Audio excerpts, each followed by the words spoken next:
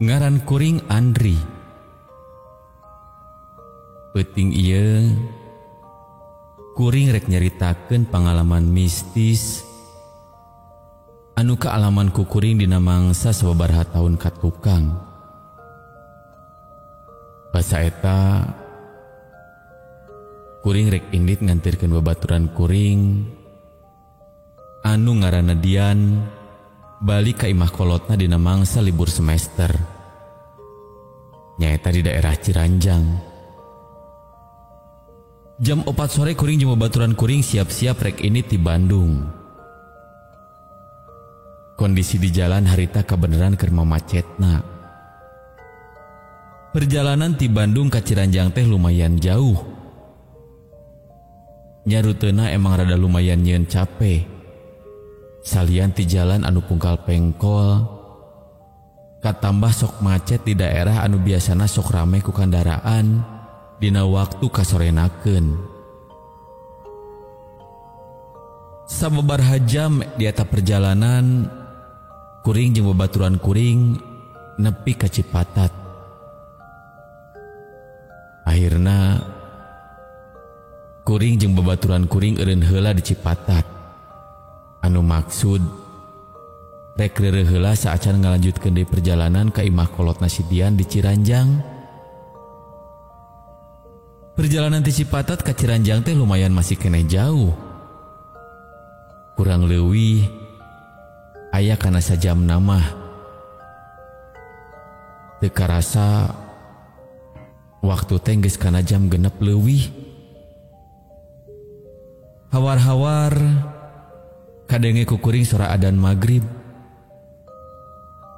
Sanggeus asup wanci magrib, jajalanan di eta tempat geus mimiti sepi. Katambah kuring jeung babaturan kuring geus asup ka jalan anu gigirna teh kebon hungkul.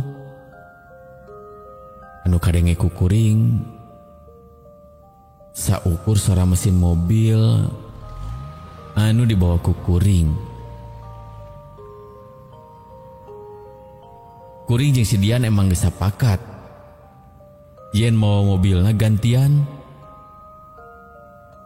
Nyaeta manehna bagian ti Bandung ka Cipatat,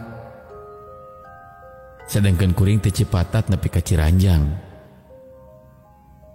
Ku kituna harita geus waktuna bagian kuring anu mawa mobil teh. Sarila kuring keur anteng mawa mobil ningali ka hareup. Ujug-ujug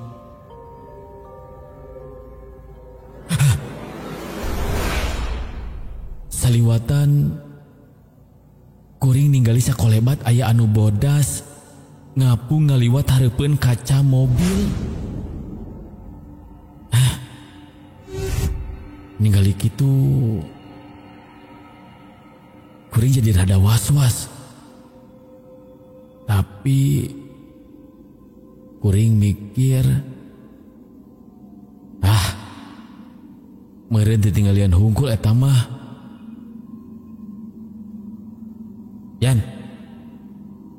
Dian, udang weh, tong sare atuh, baturan kuring. Cek kuring kasih Dian anu ngadon sare. Sakolewat anu bodas tadi teh mangrupakeun siga kumaha-kumaha. Anu katinggali ku kuring mah saukur ngabentuk awak jeung sirah hungkul. Tapi kuring geus teu mikiran teuing. Bari langsung rada ngagancangan mawa mobilna. Sanggeus ngaliwatan pertigaan jalan,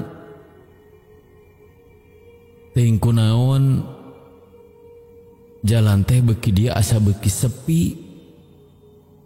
Jalan anu beuki lila jadi ngaleutikan jeung rada butut.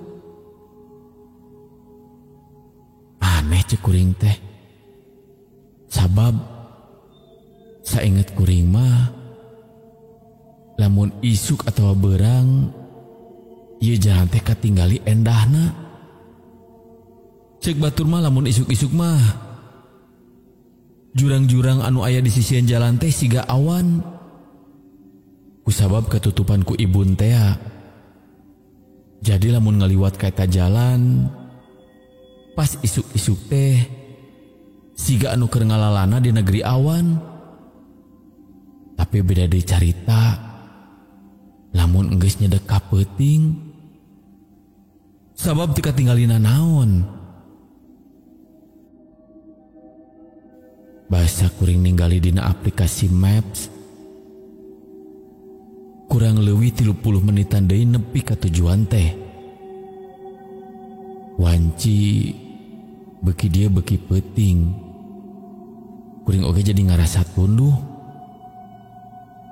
Tapi kusabab peuting ieu bagian kuring anu nyetir. Jadina nyanggeus lah. Salian ti kaayaan jalan anu beuki lila beuki sepi, teuing kunaon kuring ngarasa aneh. Awalna aya hiji atawa dua kendaraan anu ngaliwat. Tapi basaku kuring ditinggali deui. Geuning tinggal mobil kuring hungkul anu ngaliwat ka eta jalan. Dina keur mawa mobil kitu tegung silila ujug-ujug ka angse bau kembang malati. Saacana mah teu kaambe bau malati ti jero mobil teh. Bisa ukur sempet dinya hungkul. Saanggeus kaambe bau malati dina jero mobil, bari jeung karasana nyegok pisan. Ujug-ujug radio mobil kuring hurung sorangan. Berijing ngan saukur kadenge sora ku keresekan.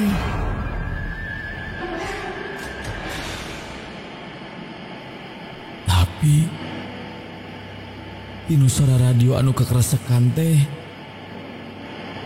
hawar-hawar kuring ngadenge sora tina eta radio. Basaku kuring ditelak-telak. Kadengena siga hawar-hawar sora gamelan. Kuring langsung ngahudangkeun si Dian harita keneh. Dian hudang Dian. Hudang atuh. Yan. Digaing-gaing siga kitu si Dian teh usik-usik. Siga anu teu ngadengikeun kuring gogorowokan ngahudangkeun manehna teh. Sanggeus kitu kuring langsung buru-buru mareuman eta radio. Akhirna eta radio teh pareum. Sanggeus kitu nya kuring fokus deui teu mikiran kejadian tadi. Kusabab kuring sadar yen tadi teh kuring geus ngalaman gangguan-gangguan goib. Kuring fokus deui ningali ka hareup jalan anu poek. Sabot kuring mau mobil teh katingali ku kuring digigireun panonnya eta di luar kaca mobil anu tadina tatangkalan hungkul teh. Kuring asa ningali loba jelema di kenca jeung katuhu mobil kuring. Salila mobil kuring ngaliwat di kenca jeung katuhu tungtung panon kuring. Loba pisan jalma anu wujudna siga kumaha. Kuring teu bisa mastikeun. Dina pikiran kuring meureun eta mah saukur tatangkalan anu rarajek anu katingali ku kuring. Ditinggalian hungkul meureun. Tapi anu katingali ku kuring teh jadi ngaganggu kuring kusabab penasaran. Sanggeus kitu kuring ngawanikeun maneh ngalieu ka katuhueun kuring. Basa kuring ningali ka pelebah katuhu.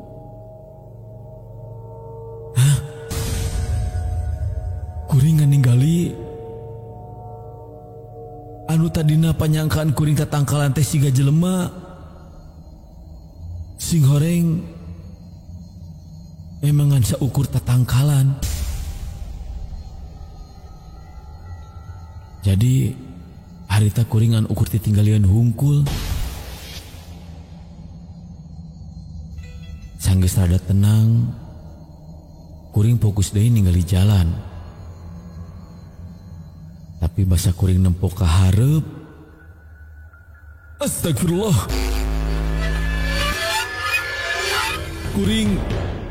Kuring langsung ngadenkeun mobil. Sabab katingali ku kuring di luhureun kap mobil kuring. Aya awewe ngerayap pakai baju bodas, buka cawig-wig, panon melotot, bari ningali ka kuring, bibirna calawak, bari geger nyeman, siga anu keur ngomong, tapi kuring teu bisa ngadenge eta makhluk ngomong naon. Dina kayan panik itu, kuring buru-buru ngahudangkeun deui si Dian. Tapi angger kene wae. Ting kunaon si Dian teh meuni hese dihudangkeunana. Yan hudang yan. Dian hudang. Eta awewe teh ngan saukur cicing bari posisi ngarayap dina kap mobil kuring.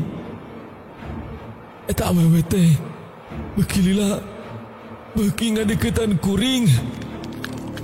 Karena palebah kaca mobil anu hareup.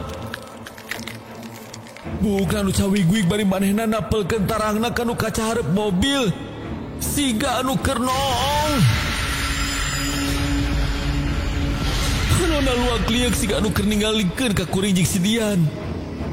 Harita keneh awak kuring langsung leuleus kesang tiis.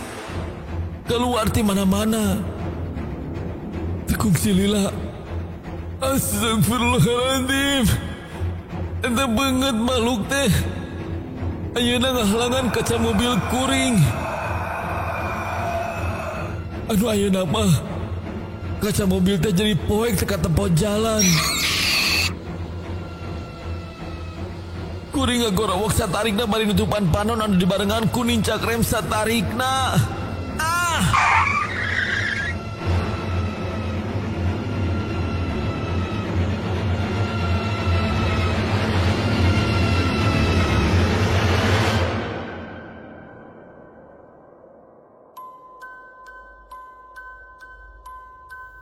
Kuring teu wani mukakeun leungeun anu nutupan panon.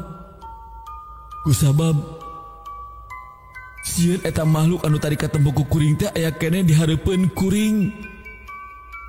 Dina kayaan soak sarupaning kitu, kuring ngarasa aya nu nepakan tak-tak kuring.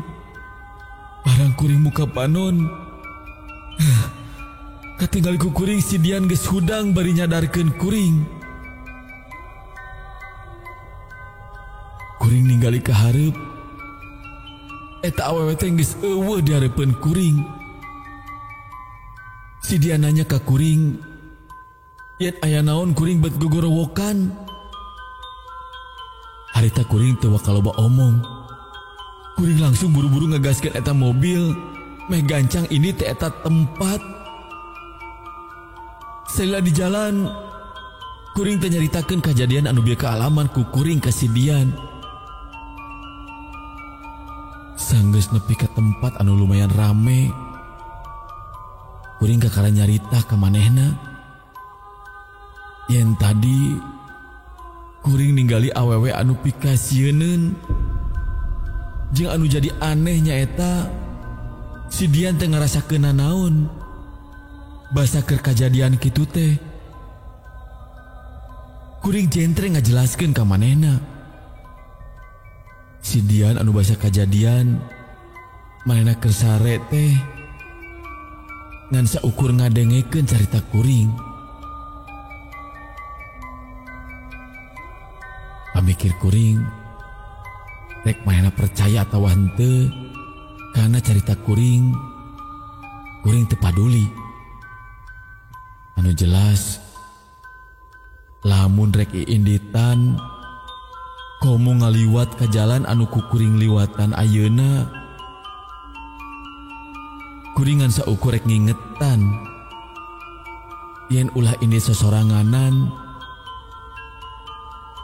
atawa lamun dina dua anak oge, pastikeun yen nu jadi babaturan atawa dulur anu maturan teh, dina kahayaan anu sadar atawa teu keur sare.